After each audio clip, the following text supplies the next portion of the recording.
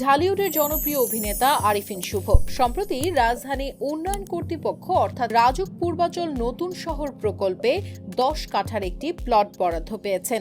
এই বরাদ্দকে কেন্দ্র করে বিভিন্ন মহলে চলছে আলোচনা ও সমালোচনা।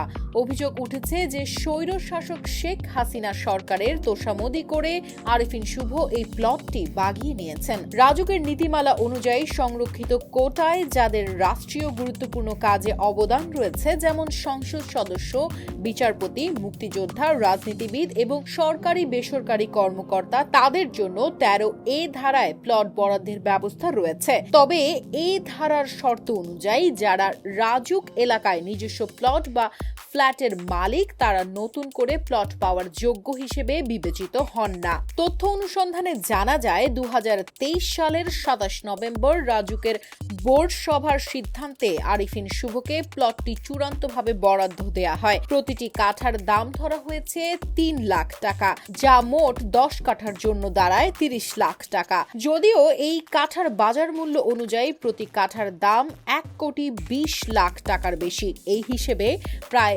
12 কোটি টাকার প্লট পেয়েছেন আরিফিন শুভ। জানিয়ে অনেকের মনেই প্রশ্ন উঠেছে। এই বিষয়ে জানতে চাইলে রাজুকের তৎকালীন চেয়ারম্যান আনিসুর রহমান বলেন, সরকারের সিদ্ধান্ত অনুযায়ী সংরক্ষিত কোটায় আরিফিন শুভকে প্লট বরাদ্দ দেয়া হয়েছে। এই ঘটনার মাধ্যমে একদিকে রাষ্ট্রের সিদ্ধান্ত প্রক্রিয়ার একটি বিরল নজির স্থাপিত হয়েছে, অন্যদিকে সমাজের কিছু অংশের সৃষ্টি হয়েছে নানাবিধ বিতর্ক এবং প্রশ্ন।